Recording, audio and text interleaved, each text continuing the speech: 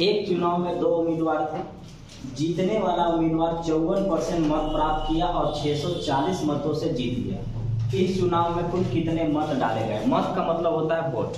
अब यहाँ पर ध्यान रखिएगा, जीतना और हारना ये सेम एक ही लाइन है, बस कहने का तरीका चेंज हो जाएगा। जैसे ये भी तो बोल सकता था, जैसे उसने बोला कि 640 मत से वो जीत गया, ऐसा भी बोलता कि 640 मत से वो हार गया।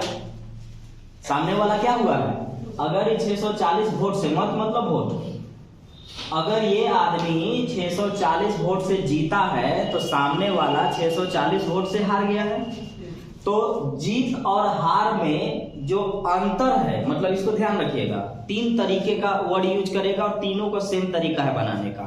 एक बोलेगा कि जीतने वाला 640 वोट से जीत गया, एक बोलेगा हारने वाला 640 वोट से हार गया, तीसरा बोलेगा कि जीत और हार में 640 वोट का अंतर है। एक ही तीनों मतलब है। तो इसका मतलब इस जगह से हम तीन क्वेश्चन नहीं कराएंगे, एक ही क्वेश्चन में आपका तीनों लैंग्वेज हो गया। अब बात अगर परसेंटेज का हो तो टोटल 100 होता है और 100% का मतलब हो जाएगा कुल वोट कितने डाले गए। तो देखिए, तो बात अगर परसेंटेज का हो तो 100 होता है, तो कह रहा है कि जीतने वाला 54% लाया है, तो टोटल 100% है। तो जीतने वाला अगर 54% लाया है तो हारने वाला कितना लाया होगा? 46। हारने वाला कितना लाएगा? 46, क्योंकि जब दोनों को जोड़ेंगे तो 100% होना चाहिए। तो दो कैंडिडेट होते हैं, यहाँ पर दो ही होंगे। तो जीतने वाला अगर 54% ला रहा है तो हारने वाला कितना लाएगा? 46 लाएगा, तब ना दोनों मिला के 100% होगा। तो जीतने वाला हारने वाला ये है। तो जीतने वाला परसेंटेज में कितना वोट से जीत रहा है? 8%। मान के चलिए लैंग्वेज में कहा जा रहा है कि जीतने वाला 640 वोट से जीता है और यहाँ पर परसेंटेज दिया जा रहा है, तो हम परसेंटेज में देखेंगे ना तो कितना परसेंट से जीत रहा है। तो जीतने वाला 54 लाया है, हारने वाला 46 लाया है, तो ये परसेंट में कितना परसेंट से जीता? तो 8% से जीता। तो परसेंट में अगर वो 8% से जीता तो यही ना 8% का मतलब हुआ 640 वोट। परसेंट में 8% से जीता और वोट में 640 वोट से जीता। तो 8% का वैल्यू 640 वोट है, तो 1% का वैल्यू 8 28 64 80 वोट। तो 1% का वैल्यू 80 वोट, तो 100% का जो वैल्यू होगा, 2 जीरो लगा है तो 2 जीरो इधर भी लग जाएगा, 8000। यानी इस इलेक्शन में टोटल 8000 वोट डाले गए। तो जीतने वाला देख लीजिए, हारने वाला देख लीजिए, जीतना हारना अंतर, ये तीन वर्ड का यूज करेगा, बनाने का सेम तरीका। दो ही रहेंगे तो टोटल होगा परसेंटेज 100 में जीतने वाला 54 लाया है तो हारने वाला 46 लाया होगा। अब जीतने वाला कितना परसेंट से जीता है? तो 8% से। वोट में कितना से जीता है? 640 से। तो 8% का वैल्यू 640, तो 1% का वैल्यू 80, तो 100% का वैल्यू 8000। यानी वो 8000 वोट टोटल इस इलेक्शन में डाले गए थे।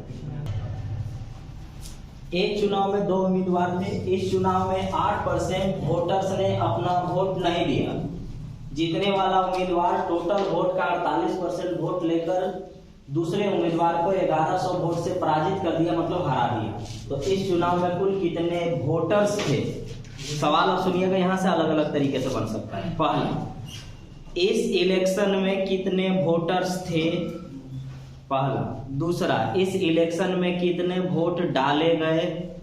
तीसरा, जीतने वाला उम्मीदवार कितना वोट लाया? चौथा, हारने वाला कितना वोट लाया? ये कुछ भी बन सकता है।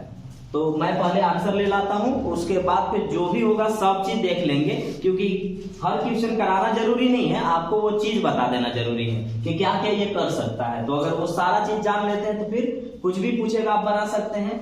तो पहले देखिएगा, बात अगर परसेंटेज का हो तो 100 होता है, तो हम मान लेते हैं कि कुल वोटर्स तो 100 थे। 100% थे, 100% ना करेंगे, 100%। अब बताइए, 100% तो टोटल होते हैं किसी भी शहर में, किसी भी गांव में, किसी भी राज्य या देश, जहां भी होगा। अब उसमें 8% वोट लोग देंगे ही नहीं, तो 8% अगर वोट लोग नहीं देंगे तो दिए कितने? 92% लोगों ने वोट दिया। ठीक है, 100% तो पूरा पूरी होते हैं, 100% में 8% लोग नहीं दे रहे हैं वोट, तो 92% देंगे। तो जो वोट पड़ेगा उसके अनुसार ही ना वे लोग जीत और हार का फैसला करेंगे। तो खैर नियम अनुसार तो यही है कि जो वोट पड़ गया ना वो उन सब के लिए 100% होगा, जो भी पड़ा वो 100%। लेकिन इस कंसेप्ट पर अभी नहीं आएंगे क्योंकि इस कंसेप्ट की अभी जरूरत नहीं है, लेकिन आगे जरूरत होगी इसकी। देखिए कुल वोट 100% में 92% वोट दिए, तो अब इस 92% में जीतने वाला जो है 48% लाया है। तो जीतने वाला अगर 48% लाया है तो हारने वाला कितना परसेंट लाया होगा? हारने वाला कितना लाया होगा? 44। कहां से? 92 में से 48, क्योंकि 92 पड़ा, 92 में से ये 48% ला रहा है। तो 92 में से अगर ये 48% ला रहा है तो इसका मतलब अगर ये 48% ला रहा है तो 44% एक और कोई लाया होगा, और जब ये 48% ला के जीत गया वो 44% ला के हार गया। तो हारने वाला 44% लाया, क्योंकि इन दोनों को जोड़ेंगे तो कितना हो जाएगा? 8 4 12, 4 4 8 और 1 9, दोनों मिला के 92%। और वोट इतना ही पड़ा है। इसी वोट में से जीतने वाला 48 लाया, हारने वाला 44 लाया। तो यहाँ जीतने वाला हारने वाले से कितना परसेंट ज्यादा लाया? 4%। 4% ज्यादा लाया तब तो उसको 1100 वोट से जीत गया। 1100 वोट से वो जीत गया और वह 1100 वोट से हार गया। 11 से ये जीता है और वो 11 से हारा है।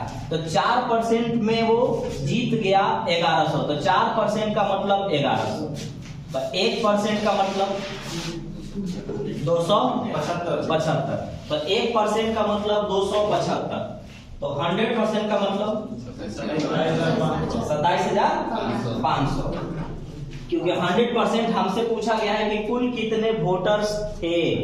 तो 1% का मतलब 275, तो 100% का जो मतलब होगा वो 275 पर डबल जीरो यानी 27,500। तो ये तो हम लोग सवाल पे आ गए। जो आंसर पूछ रहा था वो आंसर था 27,500, ऑप्शन सी। अब बात करते हैं क्या क्या कहेगा। तो पहला तो ये पूछ लिया कि हाँ कुल कितने वोटर्स थे, तो 100% थे। 1% पर क्यों लाते हैं? क्योंकि अब किसी भी परसेंट पर जाना मेरे लिए आसान होगा। 100% मतलब कुल यानी वोटर्स कितने थे, तो 27,500 थे। अब पूछेगा दूसरा सवाल कि कितने वोट पड़े, तो कितने परसेंट पड़े हैं? 92%, यानी 92% पड़े हैं। पूछा है कितने परसेंट थे, तो 100% होते हैं, 100% थे, लेकिन 8% नहीं पड़ा, यानी पड़ा कितना? 92%। तो अगर हमसे ये पूछा होता कि कितना परसेंट पड़ा है तो हम 100% नहीं निकालते बल्कि 92% निकालते। तो 1% का वैल्यू 275 है, तो 92% का वैल्यू कितना होगा? ये पता चला पड़ा कितना पड़ा, इसको कैलकुलेशन कर लीजिएगा। तो 92% का वैल्यू 92% पड़ा। तीसरा सवाल यहां से बनेगा कि जीतने वाला कितना परसेंट लाया? तो जीतने वाला कितना परसेंट लाया है? 44% लाया है। 1% में अगर ये 275 लाया है तो 44% में कितना लाया है? 48% में कितना लाया है? जिस परसेंट पर जाना चाहेगा आराम से चल जाइएगा। यानी कहने का मतलब है कि हम ये 100% जो निकाले हैं ना, उसमें किसी से डायरेक्ट कुल ना पूछ के डायरेक्ट पूछ देता कि जीतने वाला कितना लाया है, तो कितना परसेंट? 48%। एक निकाल करके 48%। हारने वाला कितना लाया है? तो 44%। एक निकाल करके 44%। कितना परसेंट पड़ा है या कितना वोट पड़ा है? तो 92%। एक निकाल करके 92% से कितना था? तो 100% था, तो एक निकाल करके 100% किए, आंसर आया 27,500 टोटल वोट था। दो उम्मीदवार के बीच चुनाव में एक को वैध मतों का यानी वैलिड वोट का 55% मिलता है और अवैध मतों की कुल संख्या कुल मतों का 20%। यदि कुल मतों की संख्या 7500 है तो दूसरे उम्मीदवार को कितने वैध मत मिले? वैध का मतलब होता है कि जो पड़ा, मतलब जैसे हम लोग अपना भाषा में इनवैलिड को बोलते हैं भोकस पड़ गया, ये बोलते हैं। तो हम कहना इसका ये है, बोलना ये चाह रहा है कि जो भी इलेक्शन में चुनाव में हुआ उसमें जो जीत रहा है वो वास्तव में जो सही वोट पड़ा, एक खराब वोट है एक बढ़िया वोट है, तो जो सही वोट पड़ा उसका ये 55% लाया और जीत गया। इनवैलिड जो वोट थे, अवैध, जिसको फोकस कहते हैं हम लोग, वो वोट जो थे वो टोटल वोट का 20% थे, मतलब खराब वोट, इनवैलिड वोट 20% थे। यदि कुल वोट की संख्या 7500 है तो दूसरे उम्मीदवार को कितने वैलिड वोट मिले? तो देखिए पूरा अगर बात करिएगा तो टोटल 100% होता है। अब 100% का मतलब हुआ कि उस इलेक्शन में जितने भी वोट डाले गए थे वो सब 100% थे। अब 100% में कुछ वोट वैलिड रहे और कुछ इनवैलिड हो गए, यानी कुछ वैध थे और कुछ अवैध थे। तो कहा गया ना कि इनवैलिड का जो संख्या है ना वो टोटल का 20% है। तो अगर इनवैलिड वोट 20% है तो वैलिड वोट कितने हैं? 80% है। क्योंकि यहाँ पर साफ कहा गया कि इनवैलिड जो वोट हैं, अवैध इनवैलिड जो वोट हैं वो टोटल वोट का 20% है। तो टोटल 100% था, 100% में 20% इनवैलिड है तो 80% वैलिड है। और कहा जा रहा है कि टोटल जो वोट है वो 7500 है। इसका मतलब है कि 7500 वोट पूरा पड़ा, उसी में वैलिड भी रहा और इनवैलिड भी रहा। तो कह रहा है कि ये आदमी जो जीता है, वो आदमी जितना वोट पड़ा है उस वोट में जो सही वोट है, तो सही वोट कितना है? 80%। टोटल कितना है? 7500। 7500 में वैलिड जो वोट होंगे वो टोटल नहीं होंगे। 7500 में बढ़िया और खराब दोनों वोट है। तो 7500 में अगर बढ़िया खराब दोनों वोट है तो हमको बताना है बढ़िया वोट कितना है, तो 80% है। तो इसका 80% बढ़िया यानी वैलिड वोट है। ये जो पड़ा है ना, इसमें ये जो पड़ा है इसमें 55% वोट एक ला रहा है और वो जीत रहा है। तो देखिए जो पड़ गया, भले 10% पड़ा हो वोट, जैसे गांव में 500 लोग हैं, 100 लोग अगर वोट दिए होंगे तो अब जो वोट पड़ा है ना, तो काउंसिल वाले लोग ये समझेंगे कि ये जो वोट है वो टोटल 100% है। जब वो पड़ा है उतना में ही 100% है और उस 100% में अब किसी को परसेंटेज जीत और हार का दिया जाएगा। तो जो पड़ा है वो नियम अनुसार तो आपको भले 80% दिख रहा है, लेकिन जब वो पड़ गया तो वो अब अपने आप में 100% गिनाएगा। अब 100% के अनुसार जीत और हार का फैसला होगा। तो 100% के अनुसार अगर जीत हार का फैसला होगा तो ये आदमी 55% लाया था, तो वो जीतने वाला अगर 55% लाया है तो हारने वाला कितना परसेंट लाया होगा? 45%, क्योंकि अब दोनों 100% में गिनती होंगे। तो एक उम्मीदवार 55 ला के जीत गया तो दूसरा उम्मीदवार 45 लाया, 55 और 45 100%। तो अगर वो 45% लाया तो टोटल वैलिड का ना 45% लाया था, तो ये डायरेक्ट आप पहुंच गए दूसरे उम्मीदवार के पास। ये दूसरे उम्मीदवार को कितना वोट पड़ा? ये तब 20 चौका 80 और 20 25 100, 15 25 75, 15 चौका 60 यानी 6, 1 0 तो है, 6 25 30, 6 चौके 24 और 3 2700 जो वोट हैं वो डायरेक्ट हम लोग निकाल लिए किसका? जिसको सेकंड पर्सन को पड़ल था। तो ये रहा 2700 वोट। और तरीका है, बता देता हूं। अब देखिएगा, अब मैं एक एक स्टेप लिख देता हूं। टोटल देखिएगा, टोटल 100% होता है, 100% में 20% इनवैलिड है तो 80% वैलिड है। तो पूरे 7500 वोट है, 7500 का 80% वैलिड है। तो पहले आप वैलिड देखिए, वैलिड कितना है? 1 0 8 5 40, 8 7 56 और 4 60, 6000 वैलिड वोट है। अब 6000 में 55% ला रहा है तो जीत रहा है। तो 6000 में अगर 55% ला रहा है तो जीत रहा है, तो जीतने वाला अगर 55% लाया है तो हारने वाला जो होगा वो 45% लाएगा। तो आपसे बोला गया कि जो पड़ गया है अच्छा वोट ना, उसका 45% ये लाया और उसके बारे में बताइए। तो वास्तव में जो बढ़िया वोट है वो 6000 था, 6000 का 45% दूसरा कोई लाया है, तो वही जो लाया है वो है कितना है? 2700।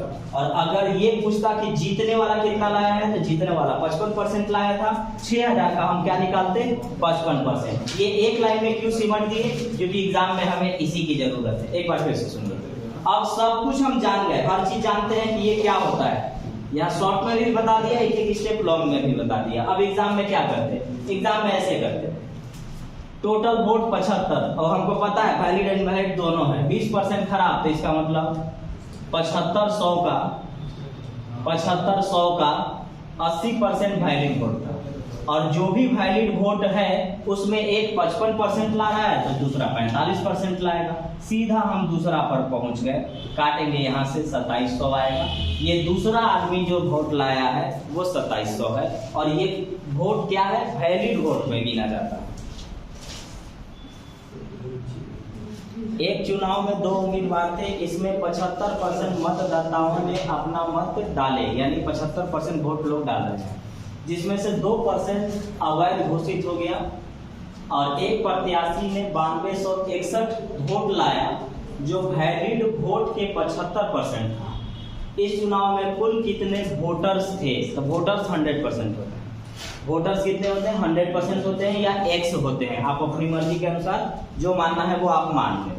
लेकिन एक चीज याद रखिएगा, अब ये चीज ध्यान इसलिए रखना होगा क्योंकि अब जब ये सवाल में भी अभी जो बोल रहा हूँ लागू होगा, और अगला जो टाइप आने वाला है वो इसी पर डिपेंड करेगा।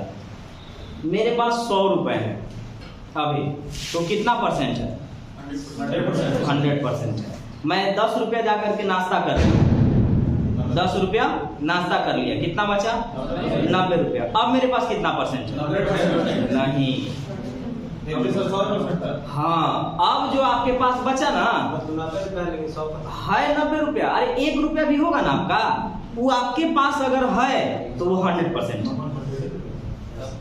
10 रुपया हम खर्च कर दिए, तो अगर पूछा जाएगा कि खर्च कितना परसेंट किया, तो 10% किया, तो 10% खर्च किया तो उसके पास कितना परसेंट है, तो अभी उसका 90% है। लेकिन जब मेरे पास वो पैसा बच गया तो अब मेरे पास जो पैसे होंगे वो 100% है। क्यों है, ऐसे सुनिएगा, आप मेरे से आएंगे मांगने पैसा कि मुझे 100 रुपया की जरूरत है, मेरे पास 90 रुपए है, तो मैं आपको बोलूंगा ना कि मेरे पास जितना है मैं आपको सब दे रहा हूँ, आपको काम चले या ना चले। तो जितना है सब का मतलब मैं आपको 100% दे रहा हूँ। तो जो भी रुपए आपके पास जब जब पड़ेंगे, जब जब बचेंगे, वो आपके पास 100% होगा। तो अब बताइए कि जब मैं ये बोलूंगा कि मेरे पास 100% पैसे हैं, फिर मैं 20 रुपया कहीं खर्च कर दिया, 60 रुपया ही बचा मेरे पास, लेकिन वो 60 रुपया मेरे पास कितने परसेंट है, 100% है। अगर वो मेरे पास 100% है, तो अगर 100% में फ्रैक्शन अगर 2 जगह बांटना पड़ा, अगर किसी को 10% दिए तो एक और कितना परसेंट बचेगा, 90%। क्यों, क्योंकि अब वो आपके पास 100% में गिनाएगा। तो इसका मतलब हुआ, मैं ये पिछला बार भी समझाना चाह रहा था कि हम लोग जब वोट पड़ गया ना, जैसे पिछला बार वोट कितना परसेंट वैलिड था, इससे पीछे वाला क्वेश्चन में 8% इनवैलिड था, तो 92% वैलिड था। लेकिन जब वो 92% पड़ा होगा वोट, तो उस वोट को वे लोग 100% के हिसाब से जीत और हार का फैसला किए होंगे। तो इसलिए जो आपके पास बच गया वो 100% में काउंट होगा। अब आइए एक लाइन में ही बन जाएगा, देखिएगा कैसे। एक चुनाव में हम मान लेते हैं कि टोटल वोट या तो 100% मानेंगे तो 100% का मतलब समझना होगा, x मानेंगे तो x का मतलब समझना होगा, कोई दिक्कत नहीं है दोनों में। हम मान लेते हैं कि कुल वोट पड़ा है x, नहीं पड़ा नहीं है, कुल वोट है, जितना वोट है उतना वोटर्स है, तो कुल वोट कितने हैं, x है। तो x अगर वोट हैं तो पूरे वोट का क्या पूरा लोग वोट डाल रहे हैं, नहीं, 75% वोट डाल रहे हैं। तो जितने लोग थे उसका 75% वोट पड़ रहा है जी, 75% वोट पड़ रहा है। तो पड़ा तो 75%, लेकिन जब वो वोट 75% पड़ा तो वो अब अपने आप में 100% हो गया। अब 100% के हिसाब से हम अगला स्टेप को सोचेंगे। अब ये मेरे पास देखिए, पढ़ने से पहले 75% था, लेकिन जब वो पढ़ गया तो अब आगे की कार्रवाई 100% के अनुसार गिना जाएगा। यानी अब जो भी फ्रैक्शन में हम आएंगे 100 के अनुसार आएंगे। 75%, अब बोल रहा है कि एकरा में 2% वोट इनवैलिड, तो ये तो पढ़ा तो 100% अब है। अब 100% में 2% अगर खराब है तो कितना परसेंट बढ़िया है? 98%, 98%। तो ये वोट जो पड़ गया मेरे पास, वो वोट है मेरे पास 100%। 100% में 2% वोट खराब है, तो 98% वोट सही। वैलिड वोट जो है वो 100% है। ये 100% हुआ, मतलब 100 नहीं, 2% इनवैलिड है, तो 98% वैलिड वोट है। 98% वैलिड वोट है। अब जब ये वैलिड वोट 98% अभी कर रहे हैं, लेकिन जब हम यहाँ पर रख दिए ना, तो अब अपने आप में ये 100% के हिसाब से काउंट होने लगेगा। अब आगे बोला जा रहा है कि जो भी ये वोट पड़ा, मतलब 2 तरीके से पड़ा। पहले तो कुल का 75 पड़ा, और फिर जो पड़ा उसमें 2% खराब था, तो 98% बढ़िया था। अब जो भी ये पड़ा, भले हमको 98% दिख रहा है, लेकिन जहां गया वो 100% में आ गया। अब 100% में एक आदमी 92, 61 ला रहा है, और यह कुल वैध मतों का, तो ये हम वैलिड वोट तक आ गए, कुल वैलिड वोट का 75% लाया है। और 75% जो लाया है ना, उसकी संख्या है 9261। एक्स का वैल्यू का मतलब कुल वोट निकाल के दे देगा। 25 दिया, 25 चौका, 2 से काटिए, 49 बार में 50 बार, 25 दिया, 25 चौका, ठीक। और काटिए, 49 नहीं, थोड़ा सा बड़ा हो जाएगा। एक काम करिए, 3 दिया 9, 9 एकम 9, 2 अंक में जा रहा है तो 0 लगाना चाहिए। 9 दूना 18, तो 6 2 8, 9 9 81, 9 से निकालिए। 49 से अब निकाल सकते हैं। 49 दूना 98, 49 दूना 98, बचा 4, 49 एकम 49। अब क्रॉस मल्टीप्लाई, तिरछा तिरछी गुना, 4 चौका 16, 16 पचे 80, 80 अभी एगो 0 यानी 800, 8 गुने 21, 8 एकम 8, 8 गुना के 16 और 2 0 है, ये था 16,800। 16,800 कुल वोट का जो संख्या 16,800। एक बार इसको फिर से समझिए, नहीं समझेंगे तो दिक्कत क्या है ना, कि पूरा लिखने में बहुत ज्यादा आपका टाइम बर्बाद होगा। बस एक लाइन खाली समझिए ना, कि जो आपके पास पड़ा या जो आपके पास बचा वो 100% है। जो आपके पास पड़ा या जो आपके पास बचा वो अपने आप में 100% है। अब 100% के हिसाब से आगे का फ्रैक्शन बनेगा, 100% के हिसाब से आगे का फ्रैक्शन बनेगा। जैसे कुल वोट x है, तो पूरा वोट का 75% लोग ही वोट दे रहे हैं, तो कुल का 75% वोट दिए, लेकिन अब ये 75% नहीं गिनाएगा, जितना पड़ गया वो अपने आप में अब 100% के हिसाब से इनका जीत और हार का फैसला होगा। तो ये जो पड़ा वो हमको जरूर दिख रहा है कि 75% है, लेकिन जब वो वहां पड़ गया तो अब 100% में गिनाएगा। अब 100% जो भी वोट था उसमें 2% खराब है, तो 100% में अगर 2% खराब है तो 98% अच्छा है, यानी बढ़िया है, वैलिड वोट है। अब 98% वैलिड वोट है, लेकिन इसका गिनती कोई ये नहीं कहेगा कि 98% वैलिड वोट है, बल्कि ये कहेगा कि अब मेरे पास जो भी वोट पड़े हैं वो 100% है, क्योंकि अब सब के सब अच्छा वोट है वहां पर। वैलिड मतलब अच्छा, कोई फोकस नहीं है, खराब नहीं है, तो सारा के सारा अच्छा अगर वोट है, भले ही वो इनके लिए 98% था, लेकिन जब वो वोट अच्छा वाला में गिनती आएगा ना, तो भले 10 को पड़ेगा, वो अपने आप में 100% में काउंट होगा। अब अगर अच्छा वोट यहाँ तक हम आ चुके हैं, तो उसमें से बोल रहा है कि ये 92, 60, 61 लाया है, और ये पूरे वैलिड वोट का, अच्छे वोट का 75% है। तो अगर ये पूरे वैलिड वोट का 75% है, तो यही 75% की संख्या 92, 61 है। तो हो गया कुल x में 75% पड़ा, ठीक है, लेकिन आगे 2% खराब है, तो 98% बढ़िया है। अब ये जो भी है खुद में 100% है, 100 में आप 75% ला रहे हैं, तो 75% लाए और उसकी संख्या 9261 है। बराबर का साइन होगा, ऊपर ऊपर काट लीजिएगा, नीचे नीचे काट लीजिएगा, तिरछा तिरछी गुना कर लीजिएगा, आंसर आएगा 16,800 कुल वोटर्स थे। एक परीक्षा में पहले कुछ टर्म जान लीजिए। पास मतलब उत्तीर्ण, फेल मतलब अनुत्तीर्ण, उत्तीर्णांक का मतलब पासिंग परसेंट या पासिंग नंबर, और पूर्णांक का मतलब कुल नंबर, यानी एग्जाम कितने नंबर का हुआ है। तो ये पूर्णांक का मतलब होता है कि कितने नंबर का एग्जाम हुआ है, ये पूछ रहा है। तो ऐसे सवाल में दो विद्यार्थी के बारे में बताएगा और एक बोलेगा कि मेरे पास इतना परसेंट है और इतना नंबर से मैं फेल कर गया। दूसरा बोलेगा कि मैं इतना परसेंट लाया हूं और पासिंग मार्क से इतना ज्यादा है या इतना कम है, इस टाइप से वो कुछ भी बोलता रहेगा। तो याद रखना ये है कि इसमें जो परसेंटेज दिया हुआ रहेगा वो दोनों परसेंटेज हमेशा घटेगा।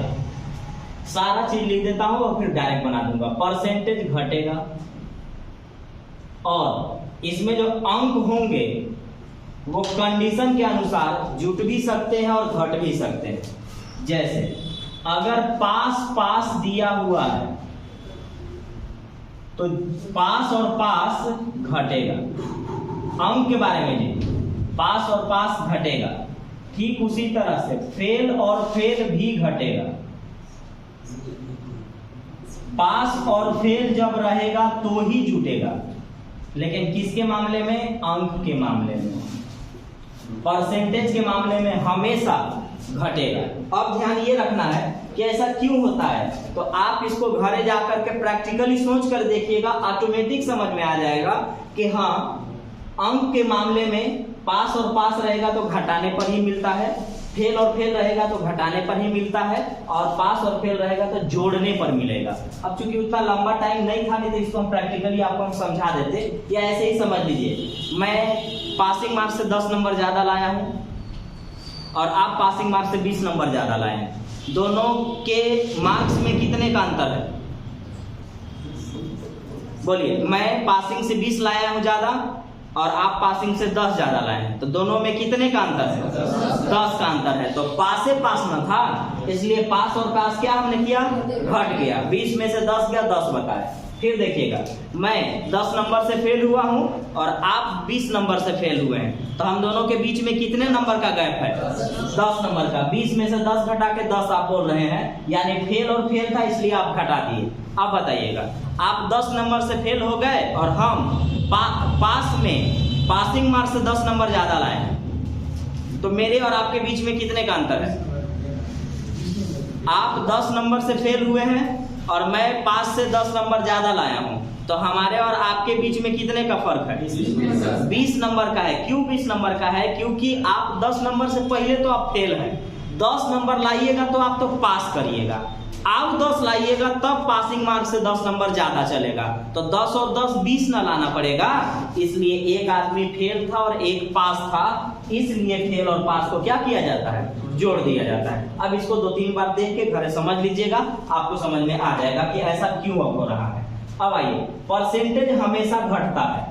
परसेंटेज घटता है तो इस सवाल में परसेंटेज, एक विद्यार्थी एक परीक्षा में 23% अंक प्राप्त किया और 36 अंक से फेल हो गया।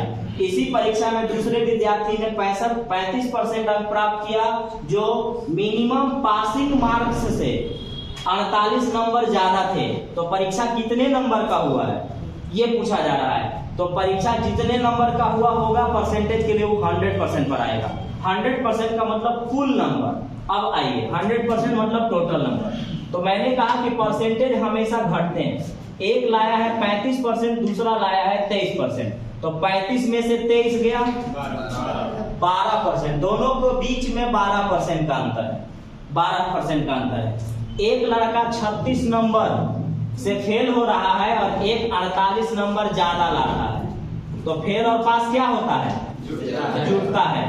तो इनके बीच में कितने का अंतर आएगा? 84 नंबर। अगर इनके नंबर में डिफरेंस देखिएगा ना तो 84 नंबर का आएगा। तो परसेंट में कितने परसेंट का अंतर है? 12% का।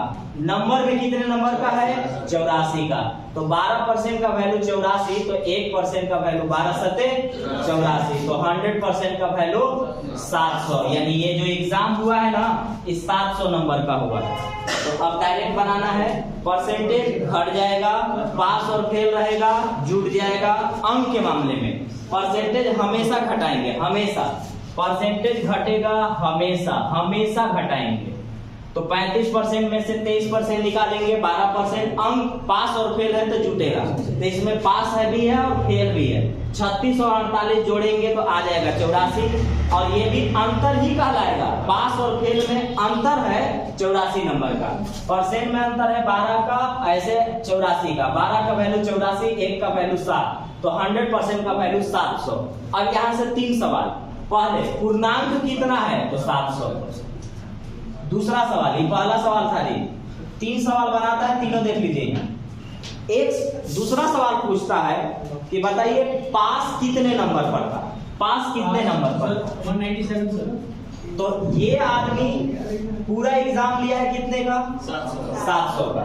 700 में हमसे पूछा जा रहा है कि पास निकालिए, तो यहाँ से 3 गो सवाल पूछेगा जी। एक तो पूछेगा कि टोटल नंबर का एग्जाम कितना हुआ, यानी पूर्णांक कितना है, दूसरा उत्तीर्णांक कितना है, यानी पासिंग मार्क्स कितना है, और तीसरा पासिंग परसेंटेज कितना है, उत्तीर्णांक परसेंटेज कितना है। 3 पूछता है, तीनों में बता देता हूँ। देखिए अगर 700 नंबर का एग्जाम हुआ है तो 700 में एक लड़का 23% लाया और 36 नंबर से फेल हो गया, तो 700 का 23% इतना होता है, और ये आदमी 36 नंबर से फेल कर रहा है। अगर ये आदमी 36 नंबर ले लाता तो क्या पास हो जाता? तो ये डायरेक्ट निकाल करके आपको देगा पास। पास माने उत्तीर्णांक।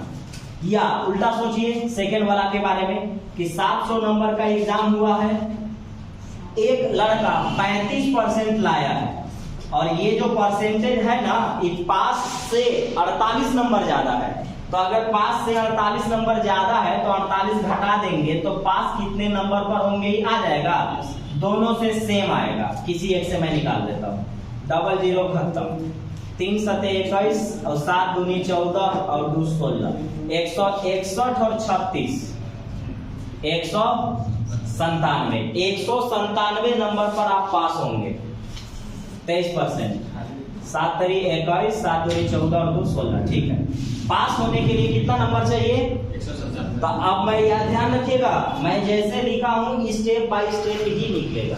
जैसे इतना कुछ दे के अगर पूर्णांक पूछा तो पहला स्टेप में निकल जाएगा, अगर उत्तीर्णांक पूछा तो पहले आपको पूर्णांक निकालना ही पड़ेगा, तब जाकर के आप उत्तीर्णांक निकाल सकते हैं, यानी पासिंग मार्क्स निकाल सकते हैं। और अगर पासिंग परसेंट पूछ दिया, ये भी आंसर 197 ही आएगा। ये आप सॉल्व कर लेंगे, इसको सॉल्व करेंगे तो 197 ही आएगा। मैंने दोनों तरीका बताया कि अगर आप फेल लेके चलेंगे तो जोड़ना होगा, आ जाएगा, पास लेकर के चलेंगे तो घटाना होगा, आ जाएगा। अब सवाल आपसे पूछेगा कि कितने नंबर पर, कितने परसेंट पर पास होगा, तो passing percentage, passing percentage 700 number का एग्जाम हुआ है, 700 नहीं, पासिंग परसेंटेज, परसेंटेज निकालिए, कितने नंबर पर पास है? 197 पर। कितना में? 700 में। अब परसेंट में चेंज करने के लिए 100 से 00 करता हूं, 28, 7 दूनी 14, 7 8 56, 1 यानी आपको इस एग्जाम में पास करने के लिए 14.28% लाने होंगे। तो जब 28%, 28.14% लाने होंगे। तो जब भी ये सवाल बनेगा, यही एक तरीका है इसको पूरे के पूरे बनाने का। यानी अगर इतना कुछ दे के अगर आपसे ये पूछा कि पासिंग परसेंट बताइए, तो आप कभी भी डायरेक्ट नहीं निकाल सकते हैं, आपको यहाँ ही आना ही पड़ेगा। पहले पूरा निकालिए, फिर कितने नंबर पर पास हुआ है वो निकालिए, और उसके बाद जाकर के पासिंग परसेंटेज निकालिए। तो पासिंग परसेंट निकालने के लिए कितना लाना है? 197। कितना में लाना है? 700 में। और परसेंट में चेंज करने के लिए 100 से गुना।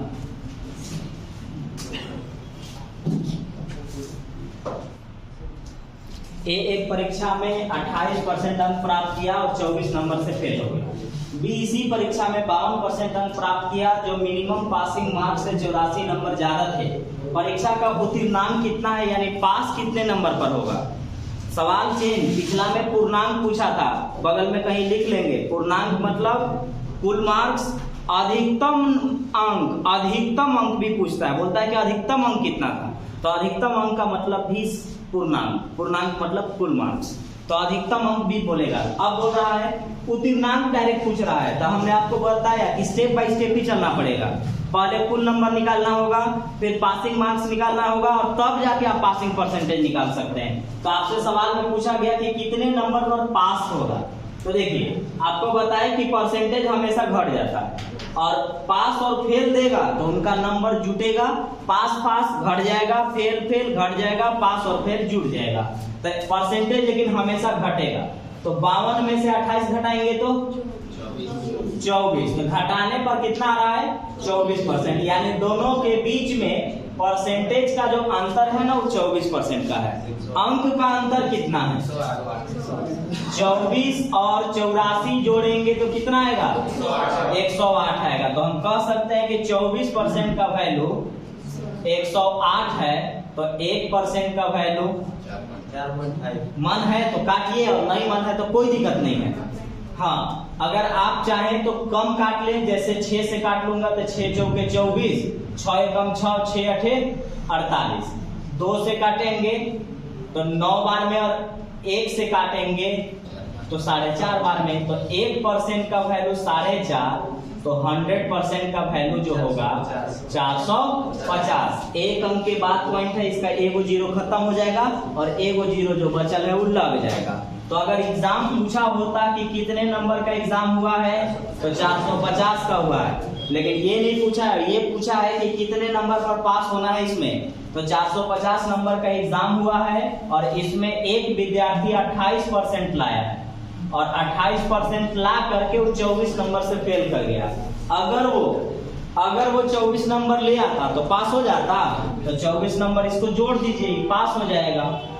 50 नवा 50 दूना 2 से 14 बार में 14 नवा 126 और 24 कितना होगा 150, यानी 150। आपको इस एग्जाम को पास करने के लिए 150 नंबर लाने होंगे, 150 लाने होंगे। कुल पूछता, पूर्णांक पूछता तो 450 पूछ रहा है, पास कितना पर होना है तो 150 पर।